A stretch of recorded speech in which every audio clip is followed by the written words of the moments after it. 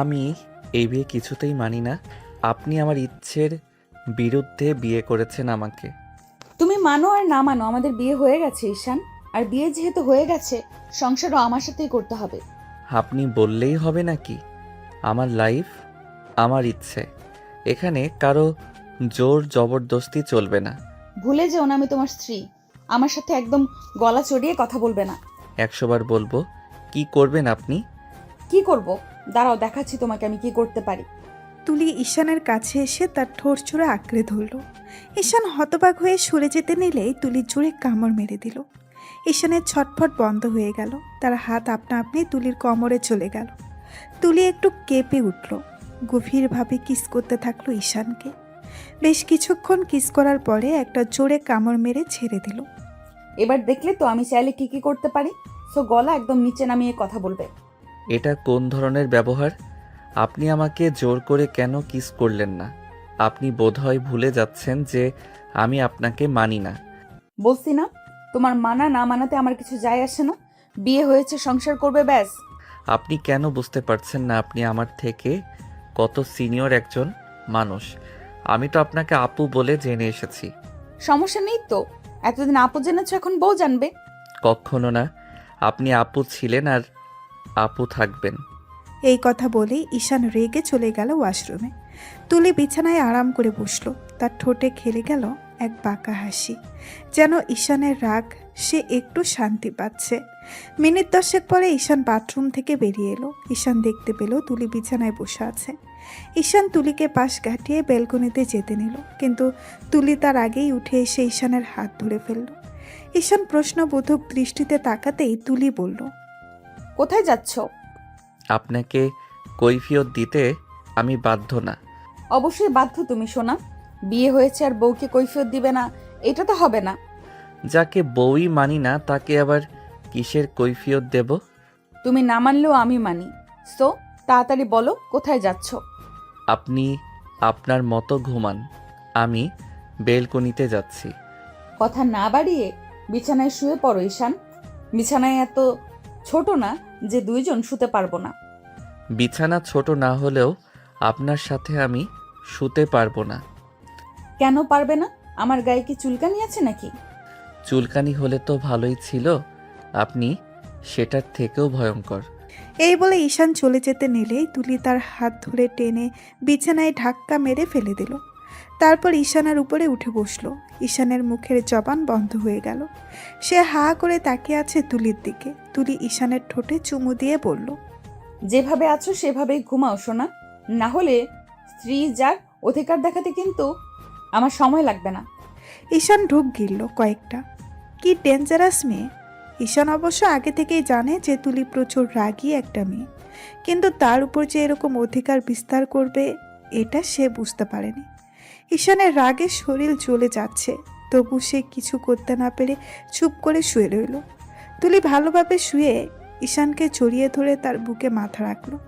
দুজনের ঘুমের রাজ্যে পাড়ি জমালো। জানালার পর্দা ভেদ করে সকালে রোদ এসে পড়ে ঈশানের মুখে। কপাল ভেঙে ঘুম ভাঙতেই ঈশান বুঝলো তার পুরো শরীর যেন পেঁচিয়ে আছে কারো বাহুর মধ্যে। চোখ খুলে দেখে তুলি ওর গলা জড়িয়ে শুয়ে আছে। মাথাটা শক্ত করে গুজে দিয়েছে ঈশানের বুকে, যেন বহুদিনের অধিকার ভুগি। ঈশান বিরক্ত হয়ে তুলির হাত সরানোর চেষ্টা করতেই তুলি ঘুম চড়ানো কণ্ঠে আরো শক্ত করে জড়িয়ে ধরে বলে, শরত যান, তোমাকে জড়িয়ে ধরে ঘুমিয়ে অনেক শান্তি লাগছে জানো। এত আরামে বহুদিন ঘুমাইনি। আমার শরীর কোনো বালিশ না। আর আপনি প্লিজ হাত সরান। আপনার ছোঁয়া আমার দম বন্ধ হয়ে যাচ্ছে। এই কথা শোনা মাত্রই তুলির চোখ হঠাৎ খুলে গেল। 1 সেকেন্ডের বেশি সময় নিল না সে। আচমকা উঠে বসে ঈশানের গলায় ঝট করে দাঁত বসিয়ে দিল। আহ, আপনি কি রাক্ষস নাকি? সকাল সকাল কামড় দেন কেন? রাক্ষস হলে বুঝতে পারতে। আমার সাথে ফাজলামি করলে আমি রাক্ষসের থেকেও ভয়ঙ্কর হব ঈশান। আপনাকে সত্যিই বলছি, আপনি একজন মানসিক রোগী। আমাকে কামড়ে খ্যাপা কুকুর বানাচ্ছেন। প্রয়োজন হলে তাই বানাবো। তুমি আমার স্বামী, তুমি আমার স্পর্শ এভাবে অবহেলা করবে তা হবে না। তোমার উপরে আমার পুরো দস্তর অধিকার আছে। কোন অধিকার? জোর করে চাপিয়ে দেওয়া সম্পর্কের উপর কোনো অধিকার টিকবে না, বুঝেছেন? আমি এখনই নিচে গিয়ে আব্বুকে বলছি এই নাটক শেষ। ঈশান উঠতে যাবে কিন্তু তুলি আবার হাত ধরে টেনে বসিয়ে দিল বিছানায়। চোখে ভয়ঙ্কর দৃষ্টি। তোমার বাবা, আমার আব্বু, কেউ তোমাকে আমার কাছ থেকে ছাড়াতে পারবে না। সংসার করবে তুমি আমার সাথে, বিছানাও শেয়ার হবে আমার সাথে, এটাই শেষ কথা। আপনি আমার ভাইয়ের শালী, আমার সিনিয়র। সে দায়িত্ব পালন করছি, এখন বউ হওয়ার দায়িত্ব শুরু করেছি। তুমি শুধু অভ্যস্ত হয়ে যাও। ঈশান হতভাগ মাথা চাপড়ে ধরল। তুলি তখন নাক উঁচু করে আয়নার সামনে গিয়ে হাসল, যেন নিজের বিজয় উপভোগ করছে। হঠাৎ তুলি আবার ঘুরে এসে ঈশানের গলায় হাত রাখল। আরে রাগ করো না সোনা, সকালে রাগ করলে সারাদিন ফুসফুস জ্বলে। এসো, চলো ফ্রেশ হয়ে নাস্তা করে আমার সাথে হাত ধরে নামবে। আমি আপনার হাত ধরবো? পৃথিবী দেখতে চাই আমি এখনো। দেখতেই পাবে, তবে ওই পৃথিবীর কেন্দ্রবিন্দু আমি হব, মিসেস তুলি ঈশান চৌধুরী। ঈশানের বুক ধরফর করতে লাগলো, কিন্তু সে বুঝে গেছে এই মেয়ের সঙ্গে যুদ্ধে জেতা এত সহজ না। এখানেই শুরু তাদের সিনিয়র জুনিয়র বউ স্বামী যুদ্ধের আসল খেলা। নিচে ডাইনিং টেবিলে নাস্তার আয়োজন সাজানো। তুলি আরাম করে বসে জুস চুমুক দিচ্ছে, যেন কিছুই হয়নি। তার চোখে বিজয়ের ঝিলিক। ঠিক তখনই উপরে সিঁড়ি বেয়ে রাগে ফুলে ওঠা ঈশান নেমে এলো। কপালে শিরা ফুলে আছে, চোখে ঘুম কম, রাগ বেশি। ডাইনিং টেবিলে ঈশানের বড় ভাই রাশেদ আর তার স্ত্রী তুলিয়াপো মানে ঈশানের ভাবি মেহজাবিন বসেছিল। ঈশান চেয়ারে শব্দ করে ধপাস করে বসলো। কিরে ঈশান, মুড খারাপ লাগছে নাকি? বিয়ের পর প্রথম সকাল, খুশি থাকার কথা। ভাইয়া, তোমাকে একটা কথা বলতে এসেছি। তুমি কেন আমাকে তোমার এই রাগী ঝগড়াটে শালীর হাতে ধরিয়ে দিলে? কথাটা শুনেই তুলির মুখের কোণায় খেলা করা হাসি মুহূর্তেই থেমে গেল। রাশেদ চমকে তাকালো, আর মেহজাবিন ভ্রু কুঁচকিয়ে ঈশানের কথাটা হজম করার চেষ্টা করলো। কেন রে, কি সমস্যা তোর? তুই তো আগে বলতি এমন মেয়ে চাই যাকে দেখে কেউ কথা বলতে পর্যন্ত ভয় পায়। ভাইয়া, আমি বলেছিলাম ভয় পেতে? আমি তো বলিনি আমার প্রাণটাই বের করে দিবে। তুমি বুঝতে পারছো না? ও একটা হাড় বজ্জাত মেয়ে। ওর সাথে সংসার করার থেকে পাহাড়ে গিয়ে বাঘের খাঁচায় থাকা সহজ।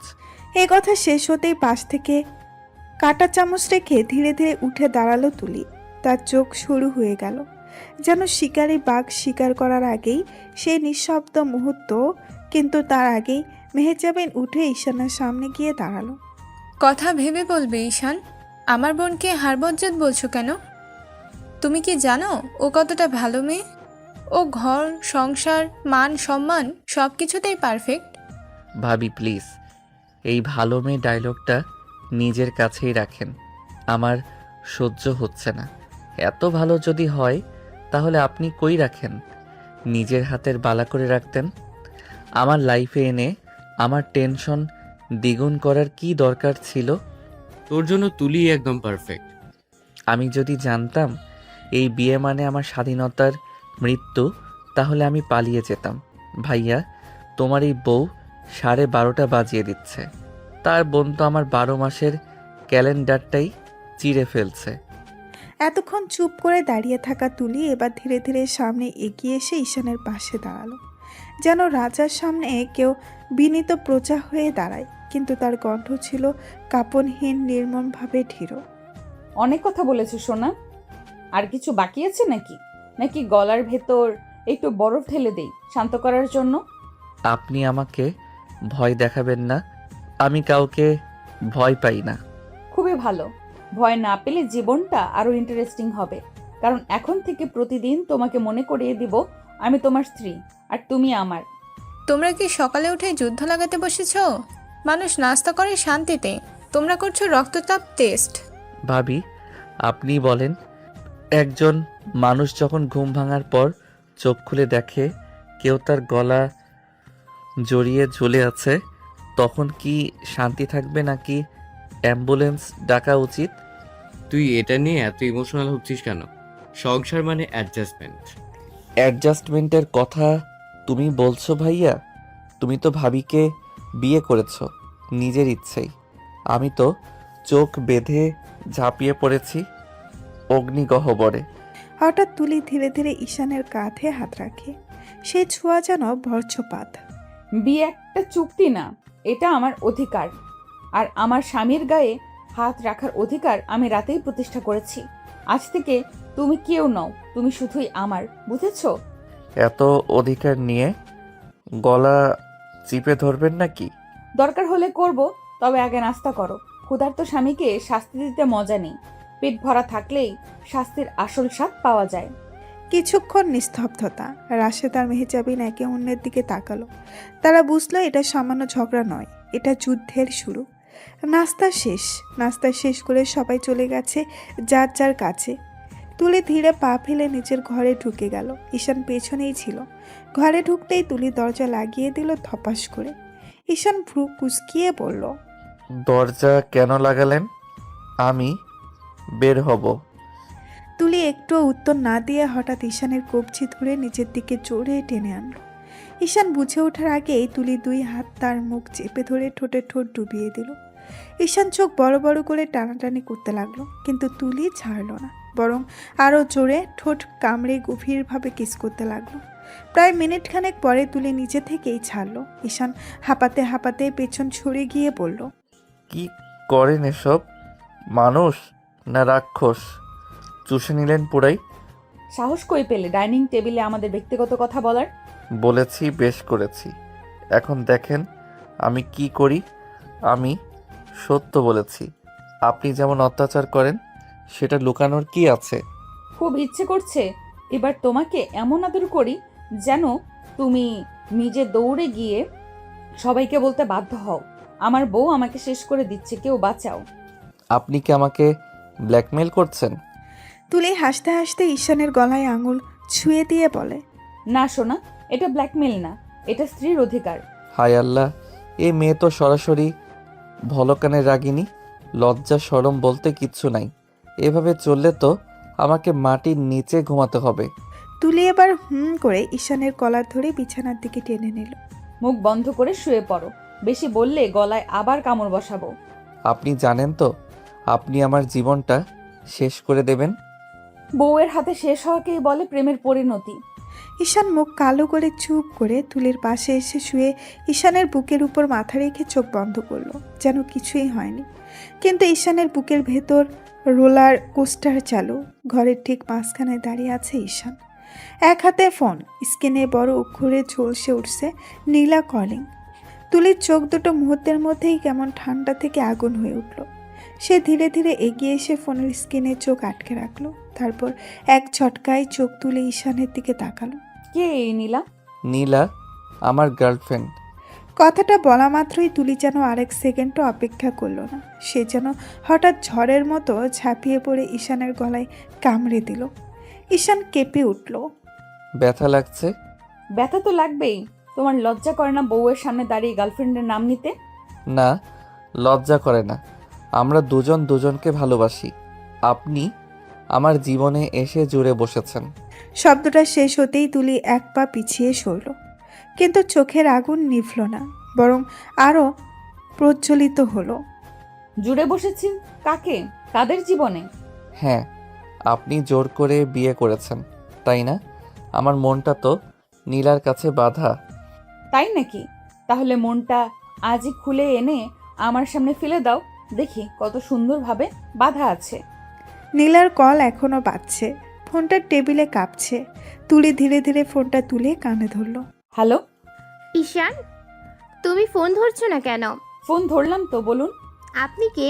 আমি ঈশানের বউ, তার গলায় দাঁত বসিয়ে আদর করছিলাম, তাই ধরতে দেরি হলো। ঈশান চোখ বড় বড় করে তাকিয়ে রইল। নীলা চুপ। কয়েক সেকেন্ড ওর ওপাশ থেকে ফোন কেটে গেল। তুলি ফোনটা ধীরে ধীরে রেখে ঈশানের কাছে এসে দাঁড়ালো। তার কণ্ঠে এবার আর রাগ না, বরং ভয়ঙ্কর শান্তি, যেন ঝড়ের ঠিক আগের মুহূর্ত। এবার বলো, আমরা দুজন দুজনকে ভালোবাসি, এই কথাটা তুমি কোথায় মুখে নিয়ে থাকবে? ওই মেয়ের সামনে, নাকি আমার আদরের মধ্যে ডুবে গিয়ে? আপনি যেমন ভাবছেন আমি তেমন না। আমি তাকে ভালোবাসি, আর সেটা বলতেই পারবো। আপনি বাধা দিতে পারবেন না। তুলি ধীরে হাত বাড়িয়ে ঈশানের মুখ দুপাশ ধরে নিচের দিকে টেনে আনলো। তার নিঃশ্বাস গরম, কণ্ঠা ধীরে ধীরে কেঁপে উঠল। রাগ আর অদ্ভুত এক মাদকতা মিলে মিশে গেছে। মনে রেখো ঈশান, আমি কারোর জীবনে জুড়ে বসি না। আমি যার জীবনে ঢুকি তার রক্তে আগুন ধরিয়ে দেই। আর তুমি যদি নীলাকে ভালোবাসো, তাহলে ওই ভালোবাসা আজ থেকে মৃত্যুর কাউন্টডাউন শুরু করে দিল। ঈশানের বুকের ভেতর ধকধক শব্দ বাজতে লাগলো। সে জানে এই মেয়েটা বিপদ, আবার মুক্তিও। আজ থেকে যুদ্ধ শুরু। বিকেলের নরম হাওয়ায় চারিদিক শান্ত, কিন্তু ঈশানের ভেতরে চলছে অস্থিরতা। সে চুপি চুপি ঘর থেকে বেরোলো, কাউকে টের পেতে না দিয়ে গেট পার হয়ে গেল। রিকশায় উঠে মোবাইল বের করে একটা নাম্বারে মেসেজ দিল। আমি আসছি। 5 মিনিট পরে শহরের এক নিরিবিলি পার্কে এসে দাঁড়ালো সে। একটা বেঞ্চের পাশে ইতিমধ্যেই বসে আছে নীলা। মুখটা কান্নায় ভেজা, চোখ লাল, ঠোঁট কাঁপছে। ঈশান, তুমি আমাকে ঠকালে জান। ঈশান দৌড়ে গিয়ে নীলার সামনে দাঁড়ালো। এক পাশে হাত রেখে আশ্বাসের স্বরে বলল, আমি তোমাকে ঠকাইনি নীলা, বিশ্বাস করো। আমি চাইনি এই বিয়ে। আমার ভাই জোর করে আমাকে বিয়ে দিয়েছে। আমি মানিনি ওকে, কখনো না। সত্যি জান, তুমি আমাকে ভুলে যাবে না তো? ওই মেয়েটা তো এখন তোমার বউ। সে যদি তোমাকে আমার থেকে ছিনিয়ে নেয়? ঈশান তৎক্ষণাৎ নীলার হাত ধরে নিজের বুকের উপর চেপে ধরল। সোনা, আমার বুকের ভেতর যে জায়গায় তুমি থাকো সেখানে কাউকে ঢুকতে দেব না। ও আর যাই হোক আমার স্ত্রী হতে পারে, কিন্তু কখনো আমার ভালোবাসা হতে পারবে না। আমি তোমাকেই ভালোবাসি। আমি প্রতিদিন তোমার কাছেই আসব। তাহলে প্রতিশ্রুতি দাও তুমি আমারই থাকবে। ঈশান তার কপালে চুমু খেলো। জীবনেও তোমাকে ভুলবো না, তুমি আমার সব কিছু। দুজনে একে অপরকে জড়িয়ে ধরে বসে আছে। সেই মুহূর্তে অন্ধকারের মধ্যে একটা শাটারের শব্দ। ক্লিক। কেউ একজন দূর থেকে ছবি তুলল। তারা কেউ টেরও পেল না। তুলে নিজের ঘরে বসে ফোন স্ক্রল করছিল। হঠাৎ টুং টুং শব্দে নোটিফিকেশন আসলো। তুলি ভাবলো হয়তো মেসেজ, কিন্তু তখন স্ক্রিন জ্বলে উঠল। তার বুকের রক্ত যেন মুহূর্তে গরম লাভার মতো ফুটে উঠল। স্ক্রিনে স্পষ্ট দেখা যাচ্ছে ঈশান একটা মেয়েকে বুকে ধরে আছে। মেয়েটার চোখে পানি আর ঈশানের মুখে শান্তি। তুলি প্রথমে কয়েক সেকেন্ড কোনো প্রতিক্রিয়াই করতে পারল না। তারপর ধীরে ধীরে তার আঙুল ঠান্ডা হয়ে ফোন শক্ত করে চেপে ধরল। ঠোঁটের কোণা শক্ত হলো, চোখ দুটো ধীরে ধীরে রক্তবর্ণ হয়ে উঠল। তুলির মনের ভেতর কণ্ঠ, তোকে দম নিতে দিয়েছিলাম, ভেবেছিলাম তুই বুঝবি, কিন্তু তুই তো সুযোগ খুঁজছিলি। আমার সামনে দাঁড়িয়ে গার্লফ্রেন্ডের কথা বলেছিস, আর এখন লুকিয়ে গিয়ে আদরও করছিস। এবার আমি তোর বুকে নয়, তোর আত্মায় দাঁত বসাবো। তুলি হঠাৎ উঠে দাঁড়ালো। সে রাগে না, বরং ভয়ঙ্কর এক শীতলতা নিয়ে আয়নার সামনে গিয়ে দাঁড়ালো। তার কণ্ঠ এতটাই ঠান্ডা যেন ঝড়ের আগে মৃত নীরবতা। খেলা এবার শুরু ঈশান। এবার আমি তোর ভালোবাসা না, তোর শ্বাস নিয়ন্ত্রণ করব। রাত গভীর, চারিদিকে নীরবতা, অতল অন্ধকার ছড়িয়ে আছে পুরো বাড়ি জুড়ে। ঈশান ধীরে ধীরে সিঁড়ি বেয়ে উপরে উঠল। তার চোখে বিরক্তি, ঠোঁটে সস্তা হাসি। আমি নেই জন্য হয়তো রাগ করে ঘুমিয়ে আছে। ভালোই হলো, আজ ঝামেলা ছাড়া রাতটা কাটবে। নিজের মনে ভাবল সে। দরজাটা হালকা ঠেলা দিতেই খুলে গেল। ঘরের বাতি নিভে ঘরটা ঘন অন্ধকার। এক্ষুনি নাক ডেকে শান্তি করে ঘুমাবো। ঠিক তখনই কেউ একজন পেছন থেকে তার হাত চেপে ধরে পুরো শক্তির ভেতরে টেনে নিল। ধারাম! দরজাটা এক ঝটকায় বন্ধ হয়ে গেল। অন্ধকারের মধ্যে ঈশানের বুকের ধুকপুকানি বেড়ে গেল। কে কে আছে? তুলি, এই কি করছেন আপনি? কথা শেষ হওয়ার আগেই একজোড়া ঠোঁট তার ঠোঁটের উপর ঝাঁপিয়ে পড়ল। কিন্তু সেটা কোনো প্রেমময় চুমু না, ছিল আগুনের কামড়। দাঁত গেঁথে যাচ্ছে তার ঠোঁটে। ব্যথায় ঈশানের চোখ ছলছল করে উঠল। ঈশান ছটফট করতে লাগলো। আহ, ছাড়েন ছাড়েন বলতেছি। তুলি বিন্দুমাত্র দয়া করল না, বরং আরও গভীরভাবে কামড় বসিয়ে দিল। তীক্ষ্ণ দাঁতের নিচে ঈশানের ঠোঁটে রক্তের স্বাদ ছড়িয়ে পড়ল। সময় বয়ে যেতে লাগলো। মিনিট নয়, পুরো 10 মিনিট ধরে নির্দয় যন্ত্রণার পর তুলি ধীরে ধীরে ঠোঁট ছাড়ল। ঈশান হাঁপাতে হাঁপাতে পেছনে সরল। তার ঠোঁট ফেটে রক্ত ঝরছে, চোখে আগুন। আপনি কি পাগল হয়ে গেছেন নাকি? এটা কি ধরনের অভদ্রতা? আপনার সাহস কিভাবে হলো আমাকে কামড়ানোর?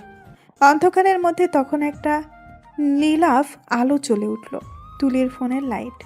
সেই আলোয় দেখা গেল তুলির মুখ ঠান্ডা নিষ্ঠুর, চোখ জলজল করছে তপ্ত কয়লার মতো। অভদ্রতা! যখন তুমি গার্লফ্রেন্ডের ঠোঁটে ঠোঁট রাখো তখন সেটা কি কোনো রাজনীতি হয়?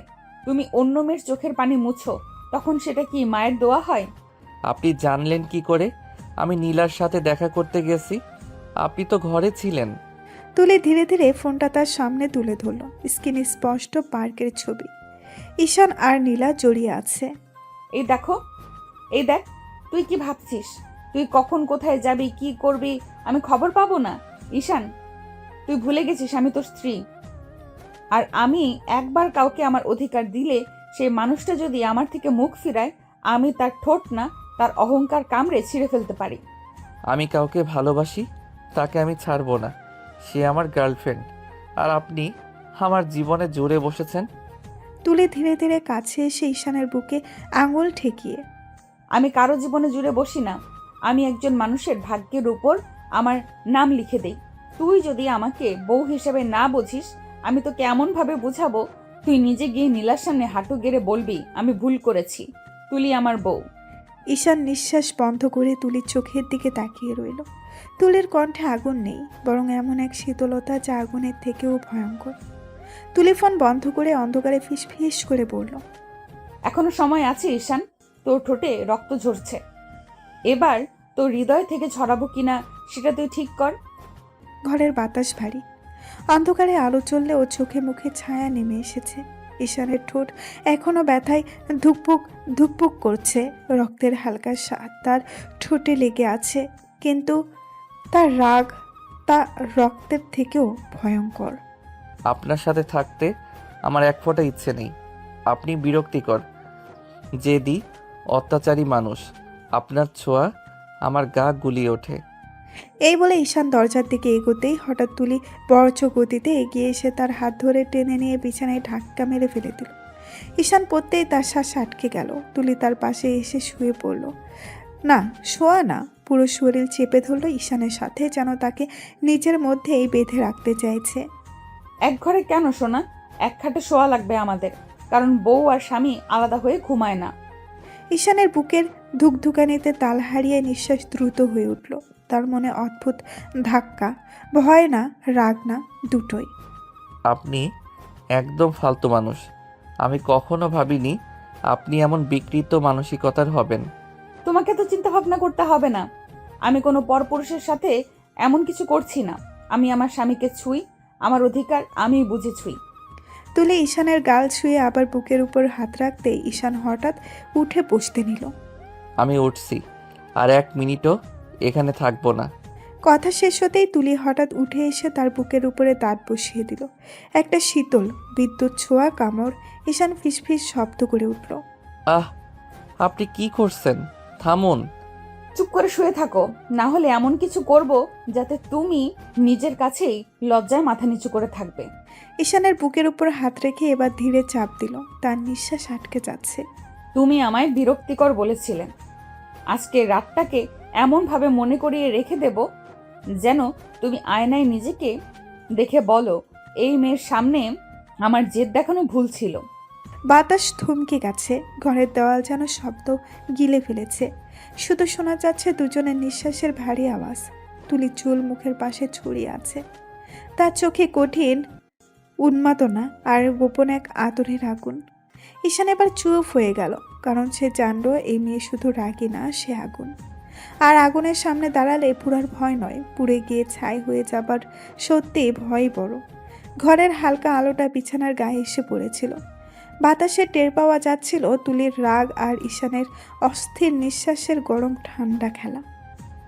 যাও, আজ আর কিছু করলাম না, রোমান্টিক ফিলিং নামক জিনিসটা এখনো আসছে না। এ জোর জবরদস্তি আর কতদিন করবেন আপনি?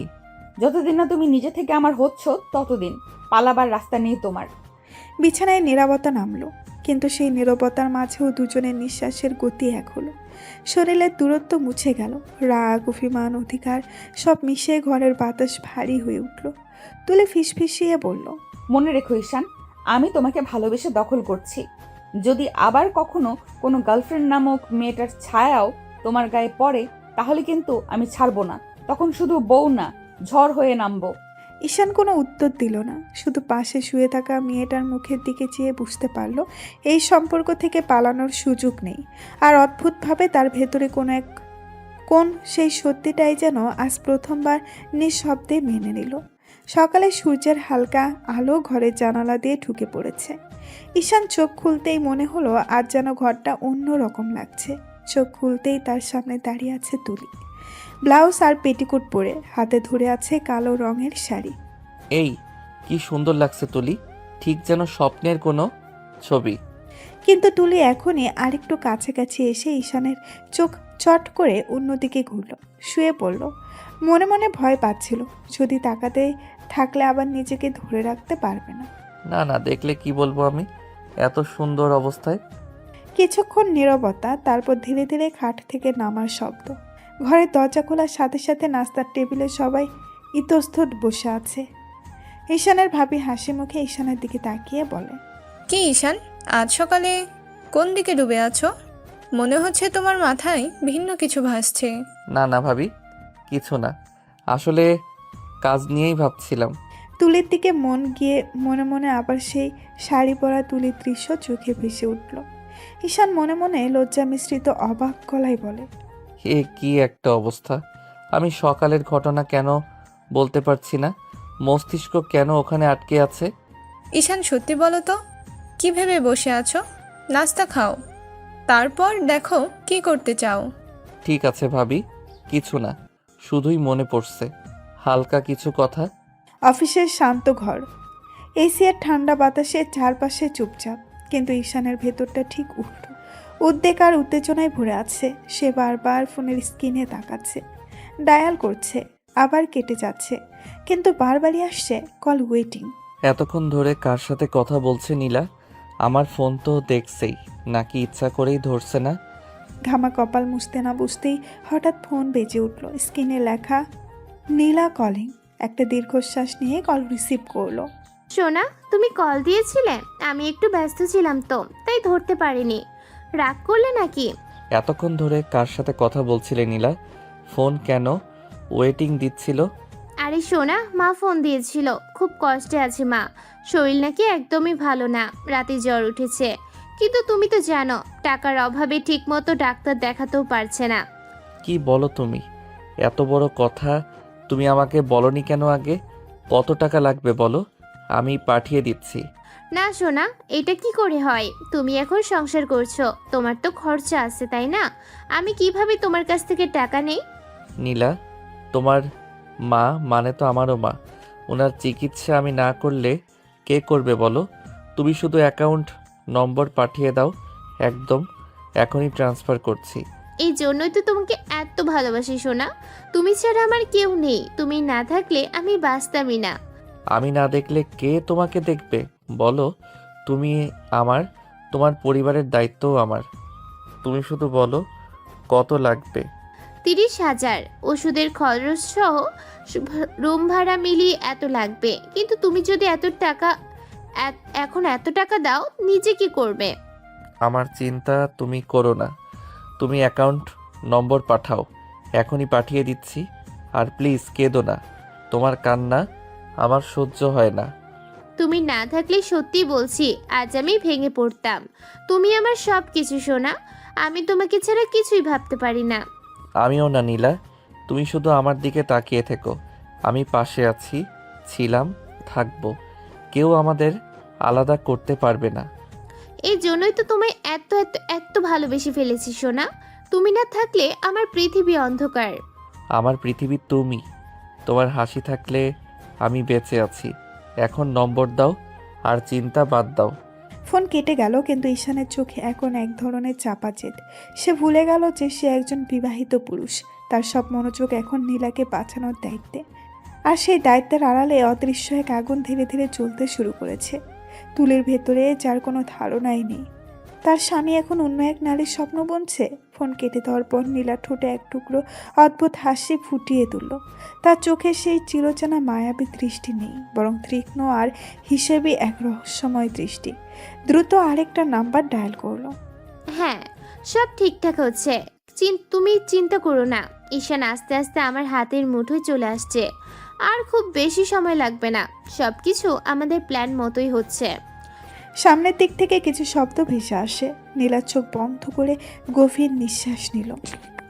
ও এখনো বুঝতেই পারেনি আসল খেলা শুরুই এখন। এখন ধৈর্য ধরো, সময় এলে সব জানবে। এখন শুধু ওকে আমার দিকে আরো টানতে হবে। ফোন কেটে নীলার ঠোঁট কামড়ে হালকা এক কুটিল হাসি দিল। তার চোখে ঝিলিক দিচ্ছে কোনো অজানা লালসা বা প্রতিশোধের আগুন। অফিসের টেবিলে ফাইল খুলে বসে আছে ঈশান, কিন্তু চোখের সামনে বারবার ভেসে উঠছে সকালবেলার সেই দৃশ্য। কালো শাড়ি হাতে, কেবল ব্লাউজ আর পেটিকোট পরে দাঁড়িয়ে তুলি। ঈশান চোখ বন্ধ করতেই হৃদস্পন্দন বেড়ে যাওয়ার অনুভূতি হলো। কি সুন্দর লাগছিল তাকে। এতটা সুন্দর হতে পারে মানুষ? হঠাৎ নিজের মাথায় হাত চাপড়ে উঠে বসে সে। কি আজে বাজে ভাবছিস তুই ঈশান? তুই পাগল নাকি? তুই নীলাকে ভালোবাসিস? তুলির কথা মাথায় আসছে কেন? হঠাৎ নিজের মাথায় হাত চাপড়ে উঠে বসে সে।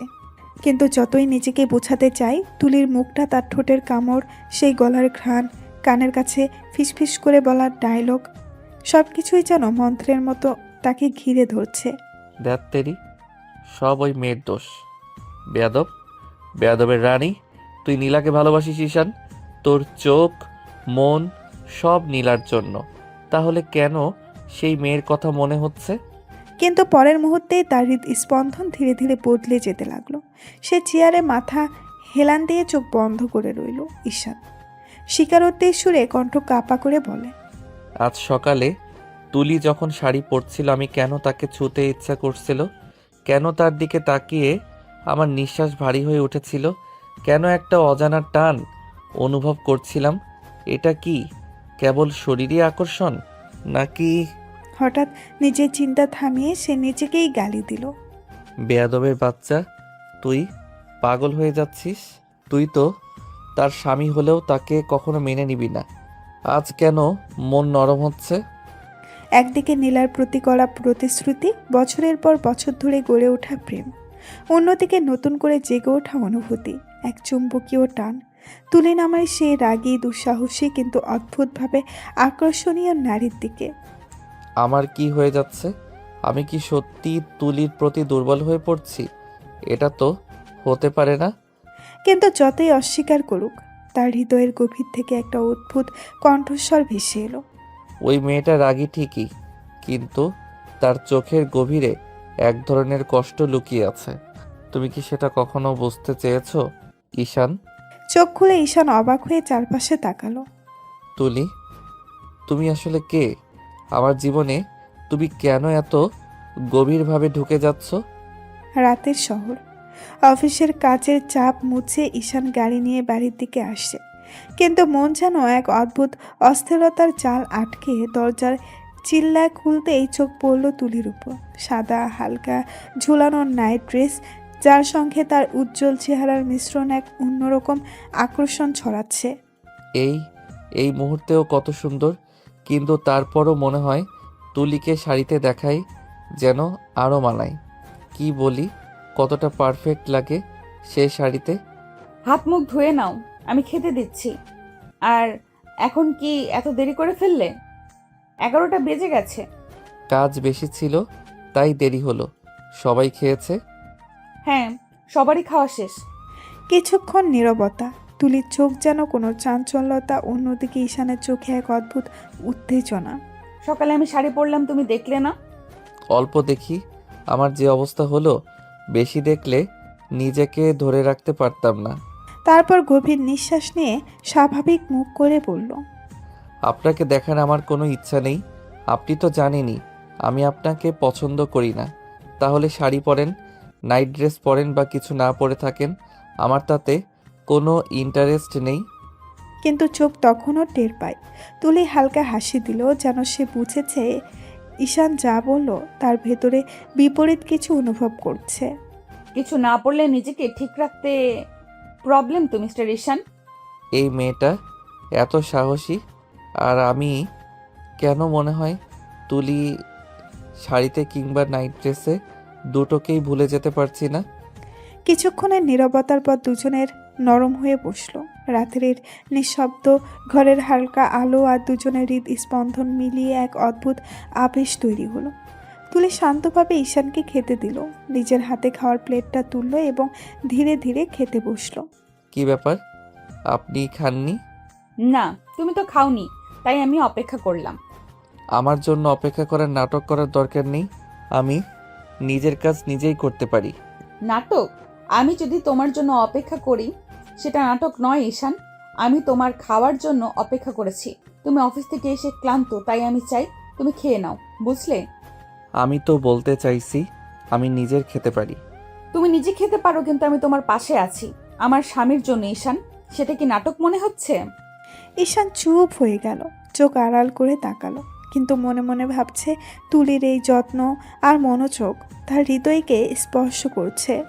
দেখছো, আমি শুধু খেতে বসলাম। আমি তোমার জন্য, তোমার স্বার্থে করেছি।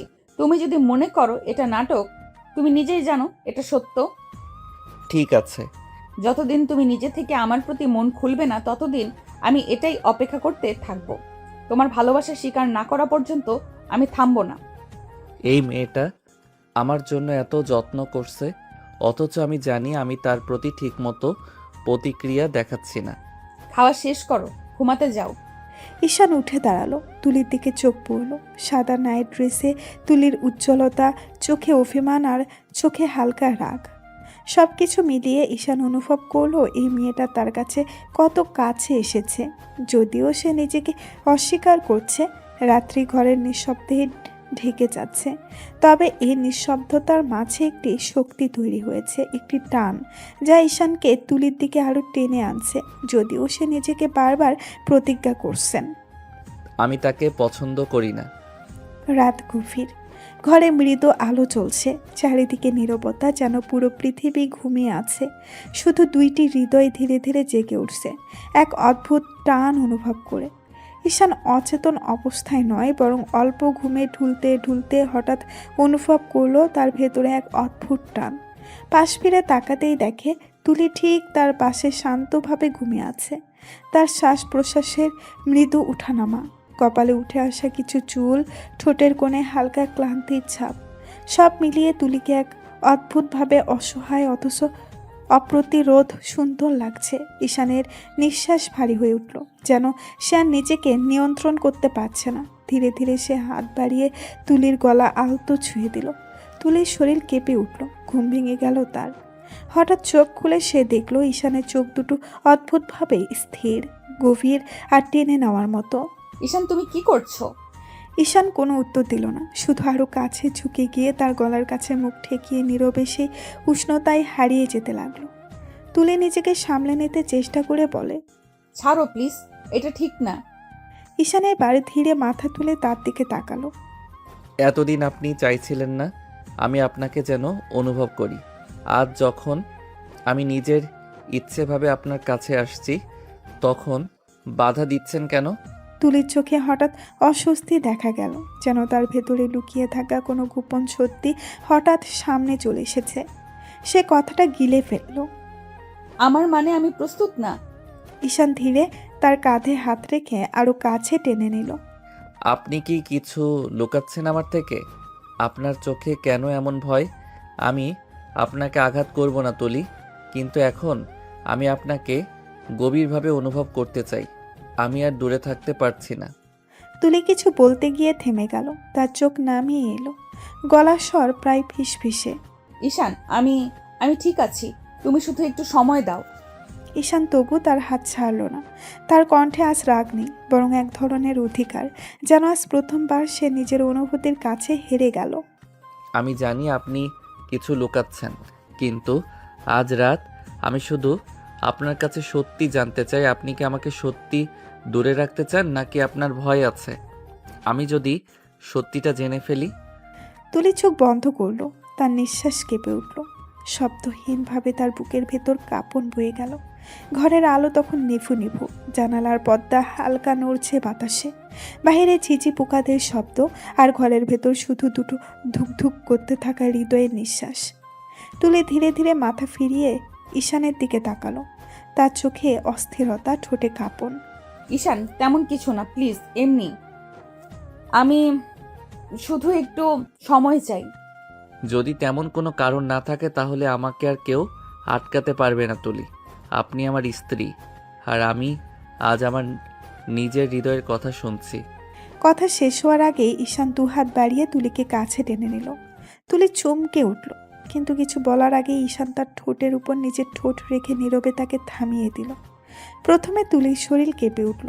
সে হাত দিয়ে ঈশানের বুক ঠেলে দূরে সরাতে চাইল, কিন্তু ঈশান কোনোভাবে জোর নয়, বরং এক অদ্ভুত কোমল অথচ শক্ত অধিকার নিয়ে তাকে ধরে রাখল। তার ঠোঁটের স্পর্শে তুলির শ্বাস ভারী হয়ে আসছে। চোখ বুজে গেল, যেন মন আর শরীরের সীমারেখা ভেঙে যেতে লাগলো। ঈশান প্লিজ থামো, আমি অভ্যস্ত নই। আজ আমি কোনো যুক্তি শুনব না। আপনি যতই অস্বীকার করেন, আপনার নিঃশ্বাস বলে দিচ্ছে আপনি আমাকে দূরে ঠেলতে চাইছেন, কিন্তু তোমার হৃদয় আজ আমাকে ডেকেছে।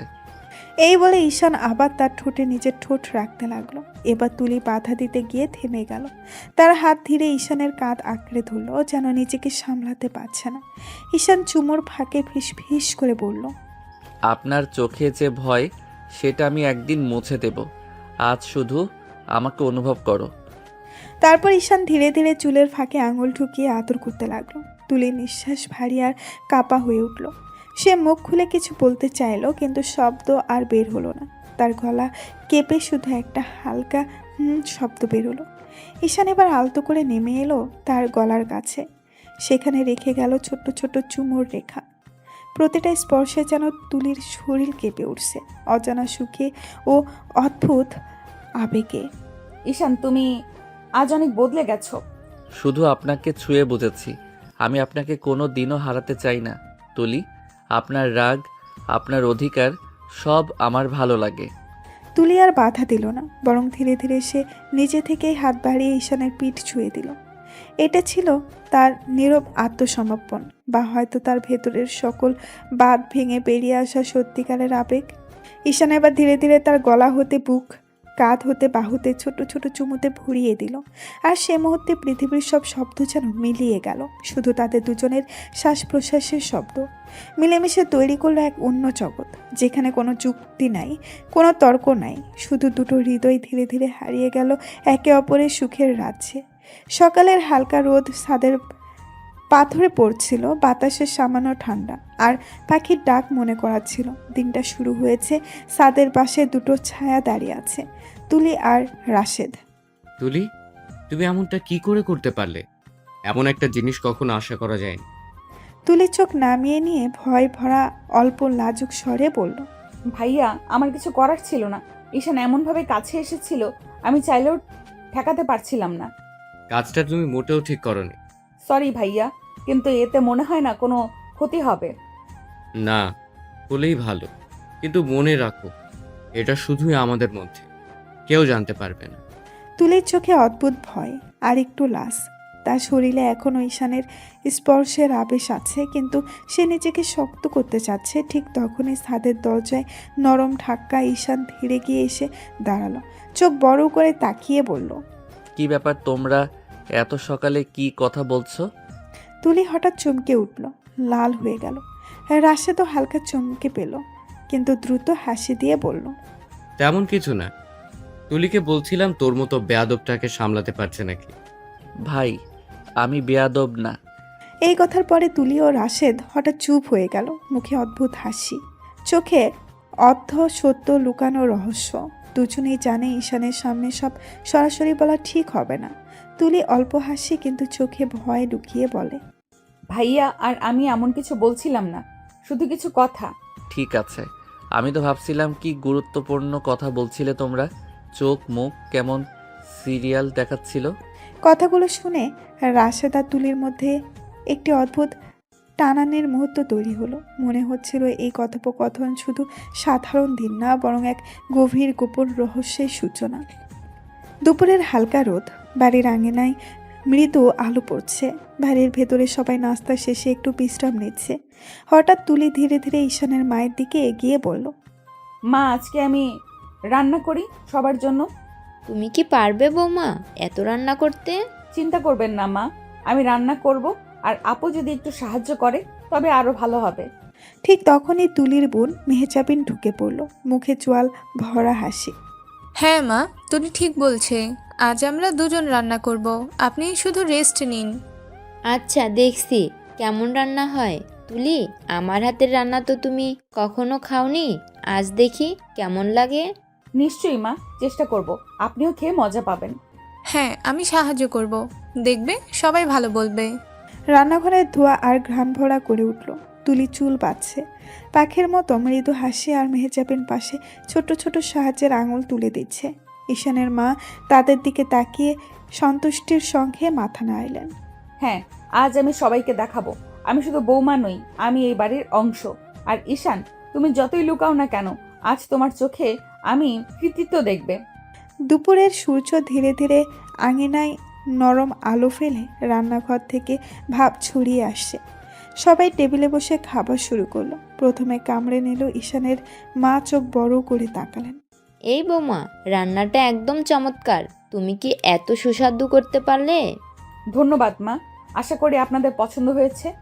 তুমি তো একদম অল স্কোয়ার, সত্যি সব দিক থেকে পারফেক্ট। হ্যাঁ, রাশেদ ঠিক বলেছে। রান্নার স্বাদ, ভাজা পোড়া সবই একদম সুন্দর। হ্যাঁ, সত্যি তুলির রান্না অনেক ভালো হয়েছে। দুপুরের প্রশংসার পর তুলি রান্নাঘর গুছিয়ে ঘরে আসলো। ঘরে ঢুকতেই দেখলো ঈশান বিছানায় মোবাইল হাতে বসে আছে। মুখটা কেমন যেন চিন্তিত। ঠিক তখনই মোবাইলটা আবার বেজে উঠল। স্ক্রিনে ভেসে উঠল একটাই নাম, নীলা। ঈশান প্রথমে মুখ কুঁচকিয়ে ফোনটা সাইলেন্ট করে রাখতে চাইলো, কিন্তু ফোন থামলো না। এবার দুবার তিনবার বারবার বেজে উঠছে। তুলি অবাক হয়ে, কার ফোন এতবার আসছে, ধরছো না কেন? কিছু না, অফিসের এক ফাইলের জন্য কল দিছে হয়তো। তুমি যাও, আমি আসছি। তুলি সন্দেহের চোখে তাকিয়ে দরজা দিয়ে বেরিয়ে গেল। আর বের হওয়ার সাথে সাথেই ঈশান গভীর নিঃশ্বাস নিয়ে ফোনটা রিসিভ করলো। জান, তুমি আমার ফোন ধরছো না কেন? আমি কি তোমার কিছু লাগি না? হ্যাঁ। না নীলা, তেমন কিছু না, একটু ব্যস্ত ছিলাম। ব্যস্ত? তুমি জানো আমি তোমাকে ছাড়া এক মুহূর্ত থাকতে পারি না। তুমি যদি আমার পাশে না থাকো, আমি আমি তো বাঁচবই না জান। তুমি এমন কথা বলছো কেন? এখন কথা বলার ঠিক সময় না। ঠিক সময় না মানে? তুমি কি আমাকে এড়িয়ে যাচ্ছ? তুমি এখনই বের হও, আমি অপেক্ষা করছি। তুমি আসবে, না হলে আমি নিজেকে শেষ করে দিব জান। প্লিজ এসব বলো না। কোথায় আছো তুমি? আমি আসছি। তুমি কিছু করো না, শুধু অপেক্ষা করো। আমি জানতাম তুমি আসবে। তুমি আমাকে ভালোবাসো, দেরি করো না জান। ফোন কেটে গেল। ঈশান ফোনটা বুকের উপর চেপে ধরে বসে রইল। চোখের কোণে ভয়, মুখে আতঙ্ক। ঘরের দরজায় দাঁড়িয়ে সবকিছু খেয়াল করছিল তুলি। সে পুরো কথোপকথন না শুনলেও বুঝে গেল কোনো অদ্ভুত কিছু ঘটছে। তার মনে সন্দেহের কালো মেঘ, কিন্তু মুখে এক ফোঁটাও শব্দ নেই। তুলি নিজের মনে, কে এই নীলা, আর কেন ঈশান ওর জন্য এত ব্যাকুল? তুলির বুকের ভেতরে অস্থিরতা, আর ঈশানের মাথার উপর ঝড় আসন্ন, যার নাম নীলা। তুলি দুই হাতে ধোয়া ওঠা কফির কাপ নিয়ে ঘরে ঢুকলো। পর্দা হালকা নড়ছে, আর ঘরের মাঝখানে দাঁড়িয়ে ঈশান দ্রুত শার্টের বোতাম লাগাচ্ছে। চুল আঁচড়ানো পারফিউমের হালকা গন্ধ ছড়িয়ে পড়ছে চারিদিকে। তুলি কফি এগিয়ে দিয়ে শান্ত গলায় বলল, এই নাও কফি। তুমি কোথাও যাচ্ছ? ঈশান কাপটা হাতে নিল, কিন্তু চোখ অন্যদিকে সরিয়ে দ্রুত বলল, থ্যাঙ্কস, আমি একটু বের হচ্ছি। তুলি থমকে দাঁড়িয়ে নজর বুলালো মাথা থেকে পা পর্যন্ত। তার কণ্ঠে কেমন অদ্ভুত স্থিরতা। কোথায় যাচ্ছ? আরে কিছু না, বন্ধুদের সাথে একটু দেখা করতে যাচ্ছি। অনেক দিন হলো দেখা হয় না। সেই পুরনো গ্রুপের সবাই জড়ো হচ্ছে। বন্ধু নাকি সেই নীলা? আমার চোখের সামনে থেকেই তুমি আমাকে মিথ্যা বলতে শিখলে। ঠিক আছে ঈশান, খেলাটা এবার আমি দেখব। কিন্তু মুখে তুলি কিছুই প্রকাশ করলো না, বরং স্বাভাবিক গলায় বলল, আচ্ছা ঠিক আছে, যাও। বাইরে বৃষ্টি হতে পারে, সাবধানে যাবে। ঈশান এক মুহূর্তের জন্য তুলির চোখের দিকে তাকালো। সেখানে কোনো অভিমান নেই, নেই অভিযোগ, শুধু এক নিঃশব্দ স্থিরতা, যা ঈশানের হৃদয়ে অস্বস্তির ঢেউ তুলল। ঈশান তাড়াতাড়ি মুখ ফিরিয়ে ম্যানিব্যাগ তুলে নিয়ে বলল, লেট হয়ে যাচ্ছে, আমি যাচ্ছি। তুলি ধীরে ধীরে মাথা নাড়ল। দরজার বাহিরে পা বাড়িয়ে ঈশান চলে গেল। তার গাড়ির শব্দ মিলিয়ে যেতেই তুলি জানালার পাশে দাঁড়িয়ে নিঃশব্দে একটা দীর্ঘশ্বাস ফেলল। তুলির অন্তরে ধীর কণ্ঠ প্রতিধ্বনি তুলল, আমি এই সত্য জানবই। আমাকে ফাঁকি দিয়ে কেউ আমার জীবন থেকে তাকে কেড়ে নিতে পারবে না। ঈশান সন্ধ্যাবেলায় নিঃশব্দ রাস্তা ধরে চলে আসলো নীলের ফ্ল্যাটের দিকে। গাড়ি থামলো। সে ধীরে ধীরে দরজায় চাপ দিল। নীলা দরজা খুলতেই চোখের জল ধরে কাটছে, যেন পুরো দিন চোখের জল ভরে গেছে। ঈশান, আমি আমি জানি না। ঈশান ছুটে এগিয়ে গেল, নীলাকে জড়িয়ে ধরল, হাতে হালকা কম্পন, কণ্ঠে উদ্বেগ। কি ব্যাপার, কাঁদছো কেন? কি হয়েছে নীলা? ঈশান চোখে চিন্তার রেখা একটু দূরে সরিয়ে নীলার চোখের দিকে তাকালো। কেন, কি হয়েছে বলো? ঈশান, আমার মা মনে হয় আর বাঁচাতে পারবো না। আমি আমি সাহায্য করতে পারছি না। আমার মায়ের মাথায় ডাক্তার বলেছে তার মাথায় টিউমার হয়েছে, অপারেশন করতে হবে, অনেক টাকা লাগবে। আমি কোথা থেকে আনবো? আমার কাছে তো এত টাকা নেই। মা মনে হয় মরে যাবে। ঈশানের মুখ কেমন চাপা চাপা, কপালের ভাঁজ। সে নীলার হাত ধরে ধীরে ধীরে বলল, দেখো নীলা, চিন্তা করো না, আমি দেখছি কি করা যায়।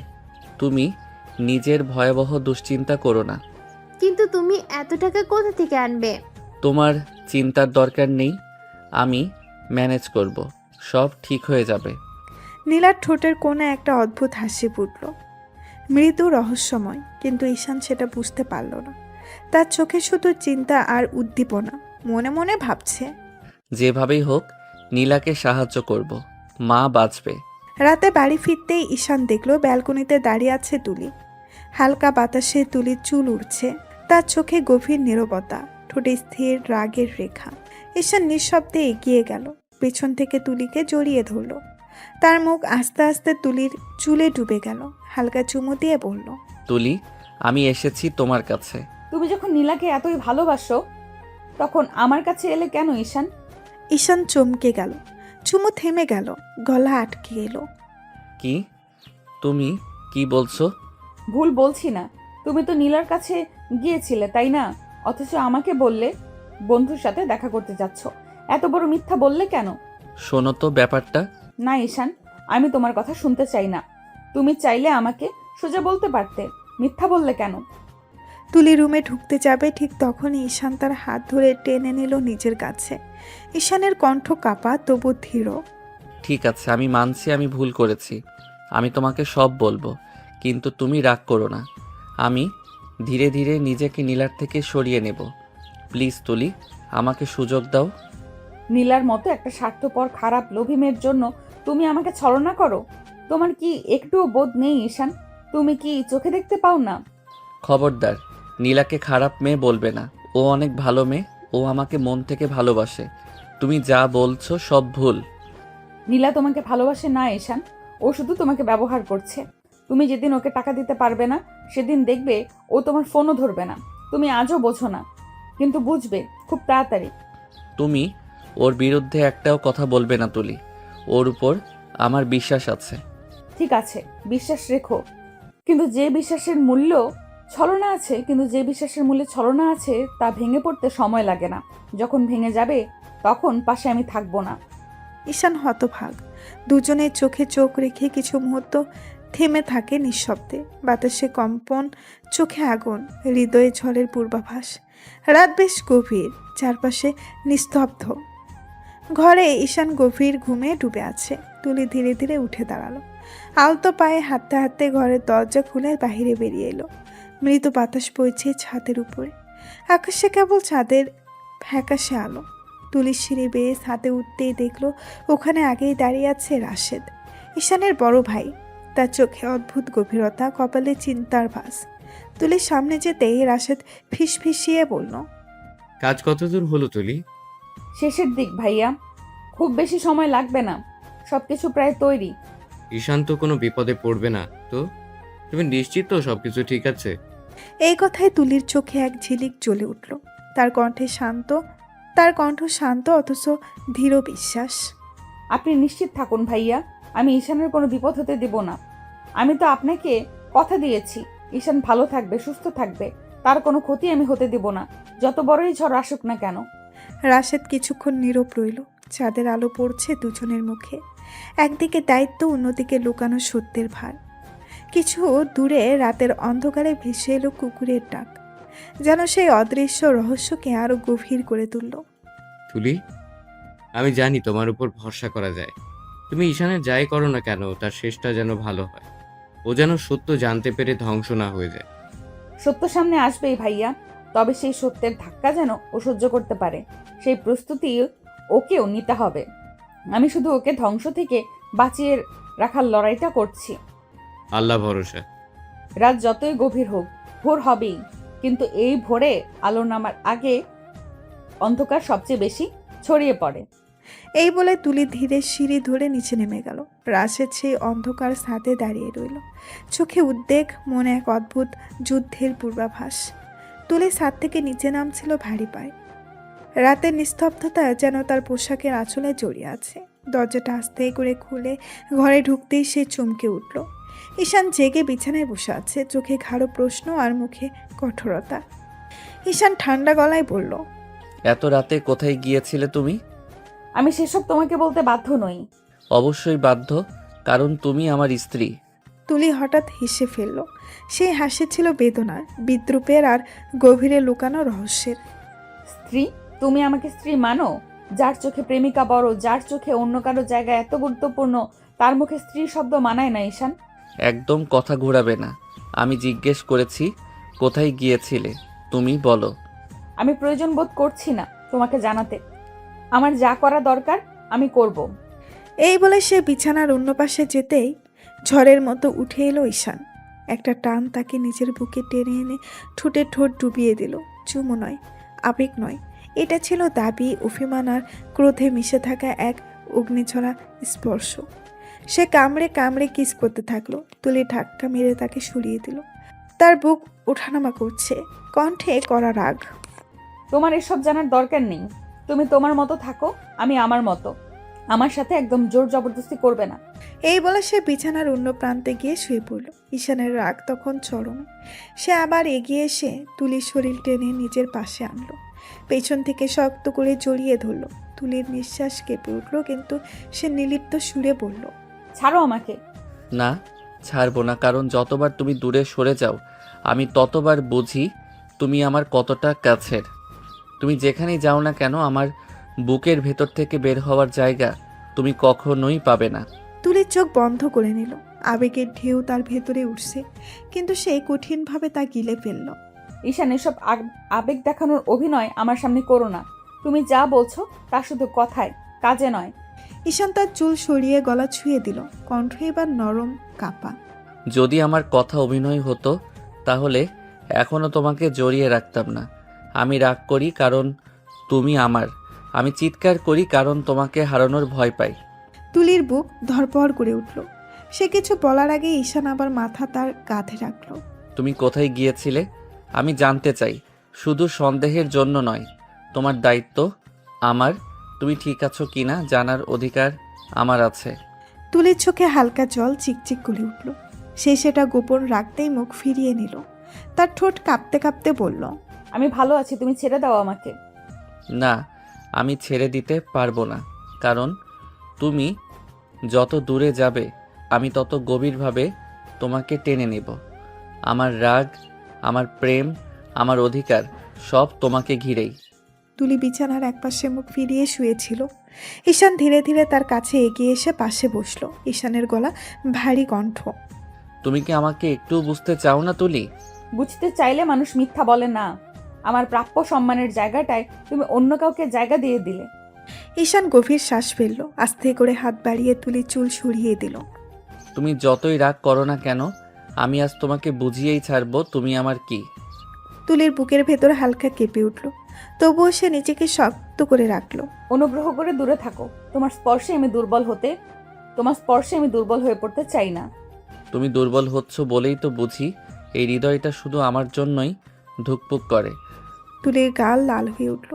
সে উঠে বসতে গেল, কিন্তু ঈশান তার হাত ধরে টেনে কাছে নিয়ে নরম অথচ ধীর কণ্ঠে বলল, রাগ করো, চিৎকার করো, কিন্তু আমাকে ফেলে দূরে যেও না। আমি তোমার জীবনে শুধু একজন বিপ্লব হয়ে থাকতে পারবো না ঈশান। ঈশান এবার কোনো কথা না বলে তার মাথাটা নিজের বুকে জড়িয়ে নিল।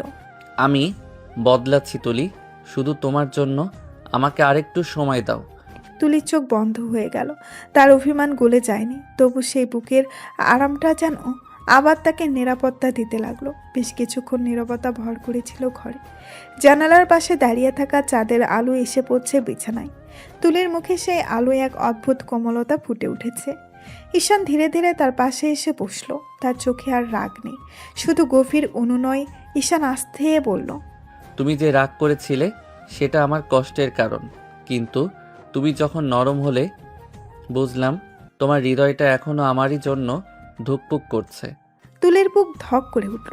সে চোখ ফিরিয়ে নিলেও তার নিঃশ্বাস ভারী হয়ে উঠছিল। কিছু বলার আগে ঈশান তার দু হাত আলতো করে ধরে নিচের দিকে টেনে নিল। তুলির শরীর কেঁপে উঠল, কিন্তু সে এবার বাধা দিল না। ঈশান আর কোনো কথা না বলে ধীরে ধীরে তার ঠোঁট তুলির ঠোঁটে ছুঁয়ে দিল। প্রথমে খুব নরম স্পর্শ, যেন ক্ষমা চাওয়ার ভাষা। তারপর ধীরে ধীরে সেই স্পর্শ গভীর হতে লাগলো। তুলির চোখ বুজে এলো। তার বুকে অভিমান গলে গিয়ে যেন উষ্ণ ভালোবাসার স্রোতে মিশে গেল। তুলির ভেতরটা ফিস ফিস করে উঠল। কেন এই মানুষটার স্পর্শে এত শান্তি লাগে? কেন ও ছাড়া আর কিছু বুঝতে পারি না। ঈশান তুলির কপালে গালে আলতো চুমু রেখে বলল, তুমি আমার সব কিছু তুলি, আমি ভুল করেছি, কিন্তু তোমায় হারানোর ভয়ে প্রতিটা মুহূর্ত পড়ছি। তুলির গলায় জমে থাকা অভিমানের বাঁধ ভেঙে গেল। সে ধীরে ধীরে ঈশানের বুকে মুখ লুকিয়ে ফেলে ফিস ফিস করে বলল, আমি আর রাগ করে থাকতে চাই না। তুমি শুধু আমাকে আশ্বাস দাও, আর কোনো দিন মিথ্যা বলবে না। ঈশান গভীরভাবে তাকে জড়িয়ে ধরে বলল, ঠোঁটে কিস করে বলল, শপথ নিচ্ছি তুমি আমার চোখের পানি, আমার নিঃশ্বাসের শব্দ, তুমি ছাড়া আমি কিছুই নই। তুলি এবার নিজেই ঈশানের হাত ধরে কাছে টেনে নিল। দুজনের মাঝে দূরত্ব যতটা ছিল সব কিছু ভেঙে একাকার হয়ে যেতে লাগলো। বাহিরের বাতাসে দোল খাচ্ছে পদ্মা, ভেতর শুধু দুটো হৃদয়ের শব্দ। রাতটা যেন থেমে গেল শুধু তাদের জন্যই। সকালটা ছিল অস্থির। ঈশান উঠে রাস্তা ধরল, হাতে মোটা একটা লাগেজটি কাঁধ হলো না। দু হাত কাঁধে টেনে উঠিয়ে নিয়ে চলছিল। ভেতরে 20 লক্ষ টাকার নোট গোছানো। মনে এক অদ্ভুত ব্যথা, চিন্তা, তবু সমস্যা মেটাবার অটল সংকল্প। নীলা অফিস কক্ষের সামনে এসে দাঁড়ালো, চোখে অস্থিরতা, হাতে ছোট্ট ব্যাগ। ঈশান ধীরে ধীরে এগিয়ে গিয়ে বলল, নীলা, এখানে টাকা আছে, নাও। মায়ের অপারেশন। সোনা, আমার জন্য অনেক কষ্ট করছো, কিন্তু দেখো সব ঠিক হয়ে যাবে। ঈশান লাগেজ খুলে টাকাগুলো বের করে শিথিল গলায় এগিয়ে দিল। নাও, দাও। ওষুধ আর ডাক্তারের বিল করে দিও। ঠিক সেই মুহূর্তে হঠাৎ চারপাশে ছোট্ট একটা ছায়া ঘিরে উঠল। সবাই উঠে বেঘুরে উপস্থিত ছিল। ঈশানের ভাই রাশেদ, তুলি আর কয়েকজন লোক। বাতাসে যেন ধোয়ার মতো নীরব উত্তেজনা। ঈশান চমকে পিছনে দাঁড়ালো। এ কি, তোমরা এখানে কেমন করে? কি ব্যাপার? রাশেদ ধীরে ধীরে এগিয়ে এলো, চোখে সে গভীরতা, কোনো মিথ্যে হাসি নেই। ঠোঁট ধরে বলল, আমরা নীলাকে গ্রেপ্তার করতে এসেছি। নীলাকে দেখে ঈশানের চোখ কেমন অবাক, কটূক্তি আর ভয় সব মিশে গেল। সে বলল, গ্রেফতার? তোমরা কি পুলিশ নাকি গ্রেফতার করবে? আমরা পুলিশ নই, আমরা সিআইডি অফিসার। এই কথাটা সূর্যের মতো ঝপ করে ঈশানের মনে গিয়ে লাগলো।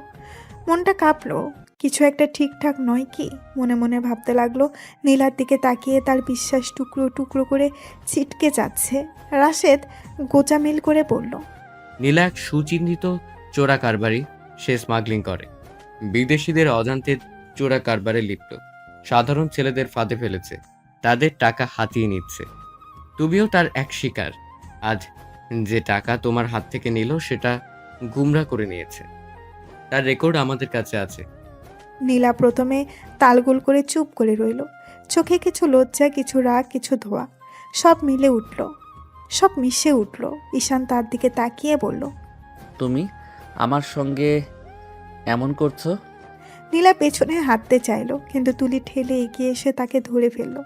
দু হাতে নীরবে আঁট লাগিয়ে ধরে রাখলো। নীলাকে ছাড়িয়ে পালিয়ে যেতে চাইল। তাৎক্ষণিকভাবে তুলি 4টা ঠাস ঠাস করে থাপ্পড় মেরে দিল। চোখের সামনে হালকা লাল দাগ উঠে এলো। নীলা চমকে উঠল, কান্না ছড়ালো, কিন্তু তুলি এই নত মুখ করে কথা বলল, কণ্ঠে আগুন। অনেক ঘুরিয়েছিস আমাদের নীলা, আমাদের সমীচীন লোককে বোকা বানিয়েছিস। এখন দেখ জেলে গিয়ে কেমন লাগে। রাশেদ ধীরে ধীরে লাগেজটা খুলে টাকাগুলো দেখলো, তারপর ঈশানের দিকে মৃদু অদ্ভুত দৃষ্টিতে বলল, সব তথ্য কাগজে আছে, আমরা তোমার নিরাপত্তা নিশ্চিত করব, কিন্তু যারা প্রতারিত করেছে তাদেরও আইনের চোখে দাঁড়াতে হবে। তুমি চাইলে এতে সাক্ষ্য দিও, ঈশান। নীলা আর চুপ নেই। কে যেন তার ভেতরে সব নাটক ছড়িয়ে দিয়েছে। সে কেঁদে কেঁদে বলল, আমি আমি এটা করিনি। আমি মাকে বাঁচাতে চেয়েছিলাম। তোমার বাঁচানোর জন্য অনেক মানুষকে ভাঙচুর করেছে। আজকে সব কিছুর হিসেব ভুগতে হবে। মানুষের চারপাশে ডাইরেসন্ট ক্রস মোরমুস কিছু লোক ফোনে কথা বলছে। কেউ কেউ কড়া দৃষ্টিতে নীলাকে দেখছে। রাশেদ এক সাইডে গিয়ে ফোন করে। আজই লোক পাঠান, এটা আমাদের কেস। ঈশানের মনে অদ্ভুত কাটা লাগলো। বিশ্বাস আর বাস্তবের মধ্যকার ফাটল। সে নীরবে দাঁড়িয়ে থাকার বদলে কণ্ঠে কেঁপে বলল, নীলা, তুমি সত্যি কি করেছো? আমার কথা শুনো, আমি তোমাকে সব বলবো। কোনো বিশুদ্ধ ব্যাখ্যা নেই। আগে তুই মানুষের মন ভেঙে দিয়েছিস, এখন বিচার হবে। কথা শেষ হতেই সবার মধ্যে একটা নীরবতা নেমে এলো। পুলিশের সাদা পোশাক নয়, কিন্তু রাশেদের দল, তুলি আর কিছু পরিচিত মুখ মিলে সবকিছু ব্যবস্থা করে রেখেছে। নীলার মোবাইল থেকে প্রমাণ, মেসেজ আর ছবিগুলো সামনে রাখা হলো। ঈশান চোখ ফেলে দেখল তুলির হাতে তোলা ছবি, নীলার পরিচিত বিদেশি কন্ট্রাক্ট আর অনেক বিশেষ নথি। রাশেদ ঠান্ডা কণ্ঠে বলল, নীলা, নাটক করো না। আমাদের দেশে কেউ অপরাধ করে মৌকুফ থাকবে না। আজকে তুমি জেলে যাবে, তারপর দেখা যাবে তোমার কথার মায়া প্রেম কার কপালে থাকলো। পুলিশের গাড়ি সাইলেন্ট বাজিয়ে সামনে থেকে নীলাকে নিয়ে এগিয়ে গেল। চারিদিকে মানুষ এখনো হতভাগ। ঈশান যেন নিচের জায়গায় দাঁড়িয়েও দাঁড়াতে পারছে না। মাথা নিচু হয়ে আছে, মুখ শূন্য। রাশেদ ধীরে ধীরে ঈশানের সামনে এসে দাঁড়ালো। কণ্ঠে গভীর ক্লান্তি, অথচ দায়িত্ববোধের স্থিরতা। ঈশান, তোর লাইফ হুমকির মুখে ছিল। তুই জানিস না, নীলা শুধু তোকে প্রতারণা করেনি, ওর বসের টার্গেট ছিল তোর ফ্যামিলি। তোর উপর দিয়ে টাকা পাচার আর তথ্য বের করা। আমরা সকালে নীলার বসকে ধরেছি, ও সবকিছু কনফেস করছে। ঈশান ধীরে ধীরে মুখ তুলল, চোখে ভয়, অবিশ্বাস আর অসহায় রাগ। মানে তাহলে আমি সবসময় একটা ফাঁদের মধ্যে ছিলাম? রাশেদ একটু এগিয়ে এসে ঈশানের কাঁধে হাত রাখলো। হ্যাঁ, আমরা যখন বুঝলাম নীলা তোকে জিম্মি করে, মানসিকভাবে আটকে রেখে টাকা লুটার প্ল্যান করছে, তখনই আমরা প্ল্যান করি তোকে সুরক্ষিত রাখতে হবে। আর সেই সুরক্ষা দিতে পারবে একমাত্র আমাদের বিশ্বাসের মানুষ, তুলি। ঈশান এক ঝটকায় রাশেদের হাত ছেড়ে ফেলল। অভিমানের আগুন তার গলা কাঁপছে। তাই বলে বিয়েটাও তাহলে একটা সাজানো নাটক ছিল? আমার সঙ্গে কেউ সত্যি ছিল না? ঠিক সেই সময় তুলি নীরবে এগিয়ে এলো, মুখে অপরাধ বোধ আর শান্ত গাম্ভীর্যের মিশ্রণ। ঈশান তাকালো ওর দিকে, চোখে আতঙ্ক আর বিশ্বাস ভঙ্গের যন্ত্রণা। তুলি, তুমি তাহলে কখনো আমাকে ভালোবাসোনি? সবই ছিল একটা নাটক। আমার কাছাকাছি আসা, আমাকে ছুঁয়ে ভালোবাসার কথা বলা, সব ছিল মিশন। ঈশান, আমি কিন্তু ঈশান তাকে কথা শেষ করতে দিল না। সে একটা তীব্র কণ্ঠে বলে উঠল, কথা বলো না। আমার জীবন, আমার অনুভূতি, আমার সব কিছু নিয়ে তোমরা প্ল্যান করছিলে। আমি তোমাদের কাছে কি একটা খেলনা ছিলাম? না ঈশান, এটা খেলা ছিল না। তোর সেফটি ছিল আমাদের প্রথম দায়িত্ব। তুই যদি নীলার ফাঁদে বেশি আটকে পড়িস, তোর জীবন ধ্বংস হয়ে যেত। তুই হয়তো আজ বেঁচেও থাকবি না। তাহলে তুমি আমাকে বিয়ে করেছো ভালোবাসার জন্য নয়, দায়িত্বের জন্য। প্রথমে এটা ছিল দায়িত্ব। সত্যি বলতে তোমায় বাঁচানোর জন্যই তোমার জীবনে এসেছিলাম, কিন্তু সময়ের সঙ্গে তোমায় ভালোবেসে ফেলেছি। আমি চাইলেও সেটা আটকাতে পারিনি। ভালোবেসেছো? আমার কাছে ভালোবাসা মানে স্বচ্ছতা, সত্য। তুমি কি একবারও সত্য বলেছো? তুমি তো শুধু একজন অফিসার ছিলে, যার কাজ ছিল আমাকে পাহারা দেওয়া। তুলির চোখ থেকে অশ্রু ঝরতে লাগলো। সে ধীরে বলল, আমি বুঝি না কিভাবে বলবো, কারণ সত্য বললে তুমি খেপে যেতে। তুমি তখন রেডি ছিলে না সত্য মেনে নিতে। আমি তোমাকে হারাতে চাইনি, তোমাকে রক্ষা করতে চেয়েছি। তুমি আমাকে রক্ষা করনি, আমাকে অন্ধকারে রেখেছো। তুমি আমাকে কখনো নিজের বলে মানোনি। ঈশান, তুলি তোর জন্য নিজের জীবন পর্যন্ত ঝুঁকিতে ফেলেছে। তুই দেখলি তো আজকের দিনটা আসার আগে ও কতটা রিস্ক নিয়েছে। এই মিশনে ওর পদোন্নতি থেকে জীবন পর্যন্ত সবকিছু ঝুঁকিতে ছিল। আর সবচেয়ে বড় কথা, ও তোকে বিশ্বাস করেছিল বলেই তো তোর স্ত্রী হতে চেয়েছিল। মিথ্যা, সব মিথ্যা।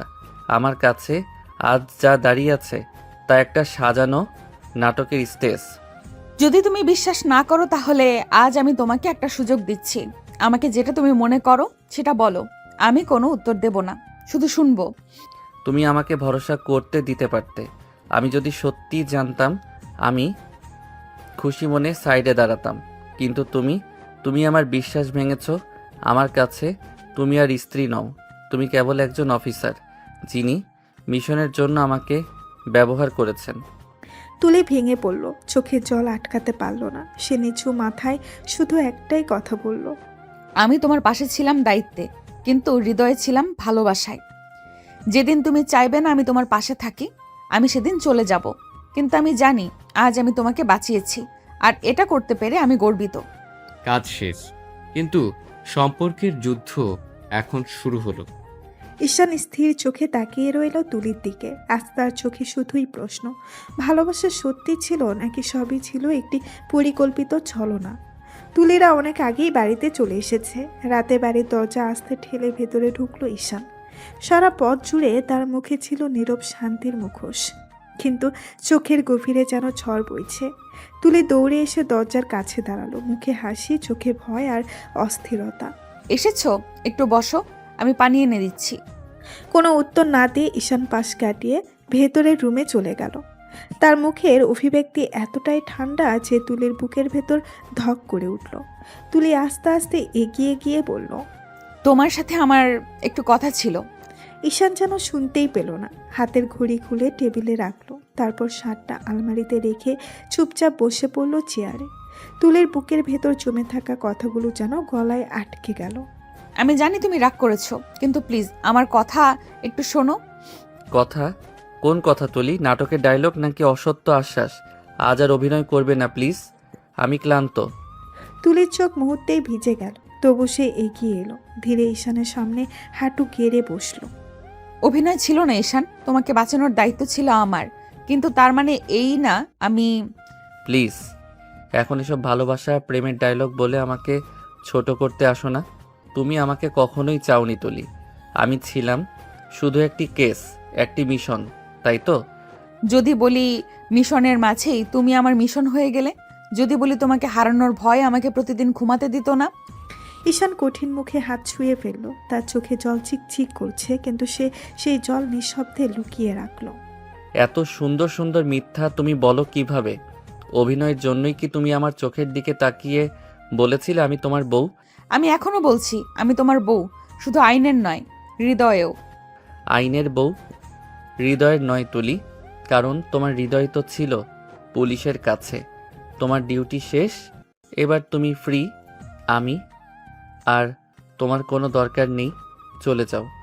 এই কথাটা শুনে তুলি ভেঙে পড়ল ভেতর থেকে, কিন্তু চোখের জল ফেলল না। দাঁড়িয়ে এসে ঈশানের সামনে দাঁড়িয়ে বলল, তুমি চাইলে সারা জীবন আমার মুখের দিকে না তাকিয়ে থাকতে পারো, কিন্তু আমি তোমার দোরগোড়ায় দাঁড়িয়ে থাকবো যতক্ষণ না তুমি আমাকে বিশ্বাস করো। কারণ এইবার আমি কোনো অফিসার হিসাবে না, একজন স্ত্রী হিসেবে যুদ্ধ করব। তোমার রাগের বিরুদ্ধে, তোমার অভিমানের বিরুদ্ধে, এবং প্রমাণ না করা পর্যন্ত সরে দাঁড়াবো না যে আমি শুধু দায়িত্বে নয়, অনুভূতিতে তোমার। ঈশান কিছু বলল না, চুপচাপ উঠে গিয়ে জানলার পাশে দাঁড়ালো। বাহিরে মৃদু বাতাস বইছে, কিন্তু ওদের রুমে নীরবতার ঝড়। তুলির চোখ আর জেদে চকচক করছে, তার ঠোঁটের কোণে জন্ম নিচ্ছে এক অটল প্রতিজ্ঞা। এবার আমি তোমাকে পুলিশি শক্তিতে নয়, ভালোবাসার শক্তিতে জিতবো ঈশান, তুমি চাইলেও পালাতে পারবে না। তুলি আজ যেন রূপের এক অদেখা অধ্যায় হয়ে উঠেছে। গভীর লাল রঙের শাড়ি, কপালের মাঝখানে টিপ, গলায় হালকা নেকলেস আর কানে ছোট্ট ছোট্ট দুল, কিন্তু সবচেয়ে বেশি আলাদা ছিল তার চোখ দুটি। অচেনা কমলতায় ভরা, যেন আজ কোনো যুদ্ধ করতে নয়, শুধু ভালোবাসার কাছে আত্মসমর্পণ করাতে এসেছে। ড্রেসিং টেবিলের সামনে বসে ধীরে ধীরে ঠোঁটে লিপস্টিক তুলল, প্রতিটি ছোঁয়াতে যেন লিখে দিল একটাই কথা, আজকে তোমাকে হার মানতেই হবে ঈশান। মৃদু আওয়াজে কাচের দরজাটা বন্ধ হওয়ার সাথে সাথে ঈশান তাকিয়ে দেখল তুলিকে। 1 সেকেন্ড, 2 সেকেন্ড, তারপর হৃদস্পন্দন যেন মাথার মধ্যে চলে এলো। চোখ সরিয়ে নিল সাথে সাথে, কারণ সে জানে একবার যদি চোখ আটকায় তবে আর কখনো নিজের অভিমানকে ধরে রাখতে পারবে না। তুলির পায়ের নুপুরের টুংটাং শব্দে যেন পুরো ঘরটাই জেগে উঠল। তুলি ধীরে ধীরে এসে বিছানার পাশে বসলো। ঈশান পলক না ফেলে ছাদের দিকে তাকিয়ে আছে, যেন পৃথিবীর সবকিছু অপ্রাসঙ্গিক। আমাকে একবার দেখো না, আমি এত সাজলাম কার জন্য? তুমি না তাকালে আমি অভিমান করব। অভিনয় এখনো শেষ হয়নি। যদি এটা অভিনয় হয়, তবে আমি চাই এই অভিনয়ের মঞ্চে সারা জীবন তোমার বউ হয়ে সাজতে থাকি। ঈশান কঠিন করে চোখ বন্ধ করল, কিন্তু তার বুকের ধুকপুক শব্দ বেড়ে যাচ্ছে। তুলির আঙুল ছুঁয়ে গেল তার গলা, ধীরে ধীরে থুতনি ধরে উপরে তুলল। একবার তাকাও না আমার চোখে, দেখতে পাবে এখানে কোনো ডিউটির নির্দেশ নেই, কোনো রিপোর্ট নেই। এখানে শুধু তুমি আছো আর তোমাকে হারানোর ভয়। ঈশান চোখ খুলল। ঠিক সেই মুহূর্তে শাড়ির আঁচল হালকা পিছলে পড়ল তুলির কাঁধ থেকে। নরম উষ্ণ গায়ের রং চোখে পড়তে ঈশানের নিঃশ্বাস আটকে গেল। মনের সমস্ত কষ্ট যেন এক মুহূর্তে মিলিয়ে যাওয়ার চেষ্টা করল, কিন্তু সে জোর করে নিজেকে পিছিয়ে সরিয়ে নিল। প্লিজ দূরে থাকো, আমার দুর্বলতা নিয়ে খেলো না। দুর্বলতা নয়, এটা তোমার ভালোবাসা। আমি এসেছি সেই ভালোবাসাতে ভিজে যেতে, অভিমানের ধুলো মুছে দিতে। তার চুলের গন্ধে ঈশানার চোখ অন্ধকার হয়ে গেল। তার সমস্ত রাগ, ক্ষোভ, যন্ত্রণার দেওয়াল ধীরে ধীরে গলে যেতে লাগলো। যদি আমার সাজ পছন্দ হয়ে থাকে তবে চোখে বলো, আর যদি রাগ থাকে তবে এই বুকের কাছে এসে ভেঙে কেঁদে নাও।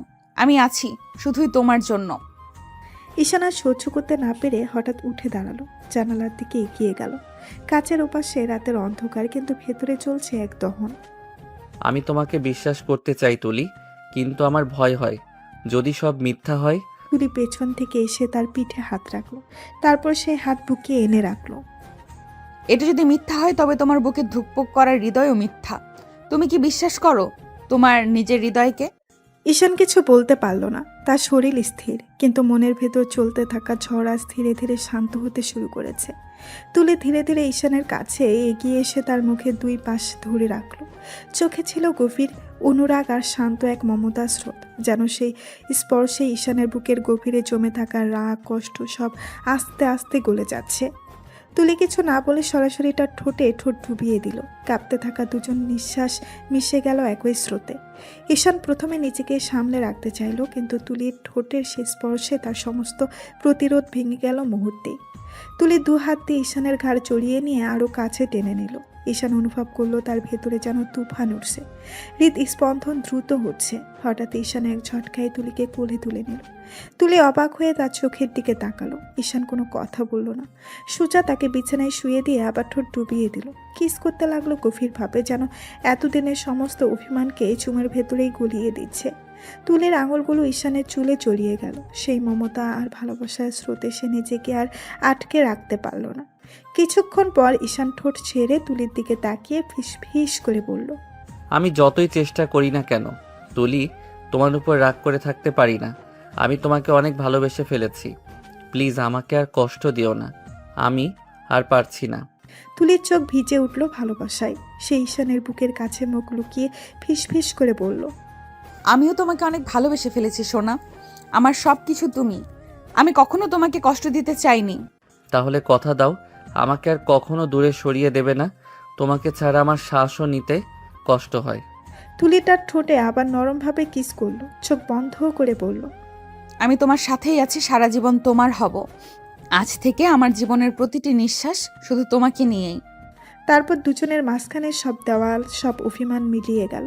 তারা দুজনে একে অপরের বাহুডোরে হারিয়ে গেল ভালোবাসার নরম আলোয়, যেখানে শুধু তাদের হৃদয়ের কথা, শুধু দুজনের সুখের রাজ্যে। ঈশান তুলিকে আর একটু কাছে টেনে নিল। তার কণ্ঠে ছিল গভীর কম্পন আর মনে সবটুকু সত্যতা। আমি তোমাকে কখনো হারাতে চাই না সোনা, তুমি ছাড়া এই পৃথিবীটা আমার জন্য ফাঁকা। তুমি সবসময় আমার বুকের ভেতর থাকো, আমার হৃদস্পন্দনের সাথে মিশে থাকো। তুলির চোখে তখন মৃদু হাসি আর ভালোবাসার চিকচিক আলো। সে ঈশানের বুকে মুখ লুকিয়ে নরম গলায় বলল, আমি তো তোমাকে বুকের মধ্যেই আছি, আমি তো তোমার বুকের মধ্যেই আছি সোনা। তোমার প্রতিটা নিঃশ্বাসে, প্রতিটা ধপধপ স্পন্দনে আমি মিশে আছি। তুমি চাইলে কিংবা না চাইলে আমি তো ইতিমধ্যেই তোমার ভেতরে গেঁথে গেছি। ঈশান তার চুলগুলো আলতো করে ছুঁয়ে ঠোঁটে চুমু দিয়ে বলল, তুমি ছাড়া আমি অসম্পূর্ণ তুলি, তোমাকে ছাড়া আমার রাতগুলো অন্ধকার, সকালগুলো প্রাণহীন। তুমি আমার রক্তের ধারা হয়ে বইছো। সোনা, তুমি যদি চোখ বন্ধ করো দেখবে আমি আছি, চোখ খুললেও আমি আছি। তুমি হাঁটলে আমি তোমার ছায়া হয়ে থাকবো। আমি এখন তোমার ভেতরের মানুষ, তোমার হৃদয়ের রানী। দুজনের নিঃশ্বাস এক হয়ে গেল।